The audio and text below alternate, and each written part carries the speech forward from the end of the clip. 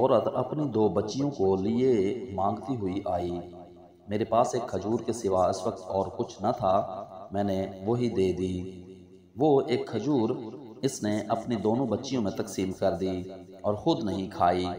پھر وہ اٹھی اور چلی گئی۔ اس کے بعد نبی کریم صلی اللہ علیہ وسلم تشریف لائے تو میں نے آپ سے اس کا حال بیان کیا۔ آپ نے فرمایا کہ جس نے ان بچیوں کی وجہ سے خود کو معمولی سی بھی تکلیف میں ڈالا تو بچیاں اس کے لیے دوزخ سے بچاؤ کے لیے آڑ بن جائیں گی۔ صحیح بخاری حدیث نمبر 1418۔ ایک شخص نبی کریم صلی اللہ علیہ وسلم کی خدمت میں حاضر ہوا اور کہا، یا رسول اللہ، کس طرح کے صدقے میں سب سے زیادہ ثواب ہے؟ آپ نے فرمایا کہ اس صدقے میں جسے تم صحت کے ساتھ بخل کے باوجود کرو۔ تمہیں ایک طرف تو فقیری کا ڈر ہو اور دوسری طرف مالدار بننے کی تمنا اور امید ہو، اور اس صدقہ خیرات میں ڈھیل نہ ہونی چاہیے کہ جب جان حلق تک آ جائے تو اس وقت تو کہنے لگے کہ فلاں کے لیے اتنا اور فلاں کے لیے اتنا، حالانکہ وہ تو اب فلاں کا ہو چکا۔ صحیح بخاری حدیث نمبر 1419۔ نبی کریم صلی اللہ علیہ وسلم کی بعض بیویوں نے آپ سے پوچھا کہ سب سے پہلے ہم میں آخرت میں آپ سے کون جا کر ملے گی؟ تو آپ نے فرمایا، جس کا ہاتھ سب سے زیادہ لمبا ہوگا۔ اب ہم نے لکڑی سے ناپنا شروع کر دیا تو سودا رضی اللہ عنہا سب سے لمبے ہاتھ والی نکلی۔ ہم نے بعد میں سمجھا کہ لمبے ہاتھ والی ہونے سے آپ کی مراد صدقہ زیادہ کرنے والی سے تھی، اور سودا رضی اللہ عنہا ہم سب سے پہلے نبی کریم سے جا کر ملی۔ صدقہ کرنا آپ کو بہت محبوب تھا۔ صحیح بخاری حدیث نمبر 1420۔ رسول اللہ صلی اللہ علیہ وسلم نے فرمایا کہ ایک شخص نے بنی اسرائیل میں سے کہا، مجھے ضرور صدقہ آج رات دینا ہے۔ چنانچہ وہ اپنا صدقہ لے کر نکلا اور ناواقفی سے ایک چور کے ہاتھ میں رکھ دیا۔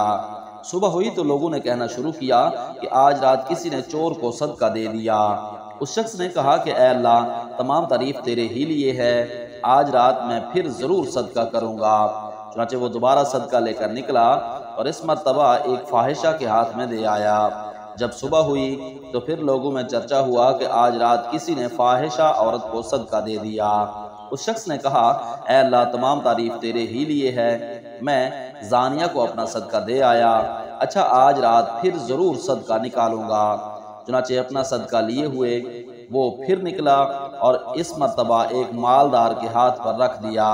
صبح ہوئی تو لوگوں کی زبان پر ذکر تھا کہ ایک مالدار کو کسی نے صدقہ دے دیا ہے۔ اس شخص نے کہا کہ اے اللہ، حمد تیرے ہی لیے ہے، میں اپنا صدقہ لا علمی سے چور، فاحشہ اور مالدار کو دے آیا۔ اللہ تعالیٰ کی طرف سے بتایا گیا کہ جہاں تک چور کے ہاتھ میں صدقہ چلے جانے کا سوال ہے تو اس میں اس کا امکان ہے کہ وہ چوری سے رک جائے۔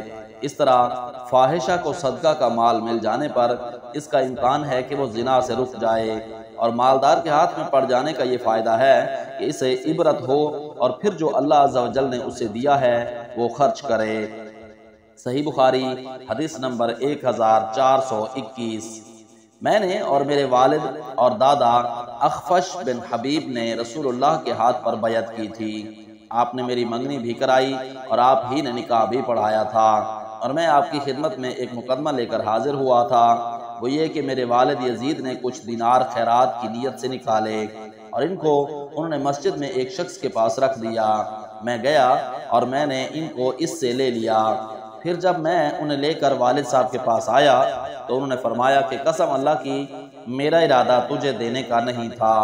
یہی مقدمہ میں رسول اللہ کی خدمت میں لے کر حاضر ہوا اور آپ نے یہ فیصلہ دیا کہ دیکھو یزید، جو تم نے نیت کی تھی اس کا ثواب تمہیں مل گیا، اور مان جو تو نے لے لیا وہ اب تیرا ہو گیا۔ صحیح بخاری حدیث نمبر 1422۔ نبی کریم صلی اللہ علیہ وسلم نے فرمایا، 7 قسم کے آدمیوں کو اللہ تعالیٰ اپنے عرش کے سائے میں رکھے گا جس دن اس کے سوا اور کوئی سایہ نہ ہوگا۔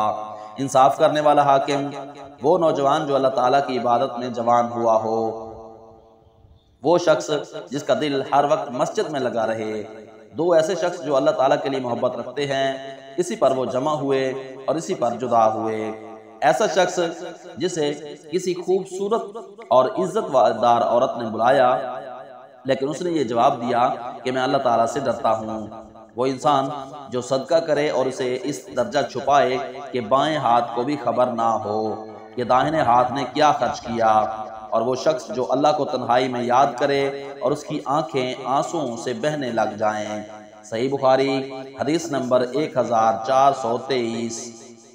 میں نے رسول اللہ صلی اللہ علیہ وسلم سے سنا، آپ نے فرمایا کہ صدقہ کیا کرو، بس ان قریب ایک ایسا زمانہ آنے والا ہے جب آدمی اپنا صدقہ لے کر نکلے گا، کوئی اسے قبول کر لے، مگر جب وہ کسی کو دے گا تو وہ آدمی کہے گا کہ اگر اسے تم کل لائے ہوتے تو میں لے لیتا، لیکن آج مجھے اس کی حاجت نہیں رہی۔ صحیح بخاری حدیث نمبر 1424۔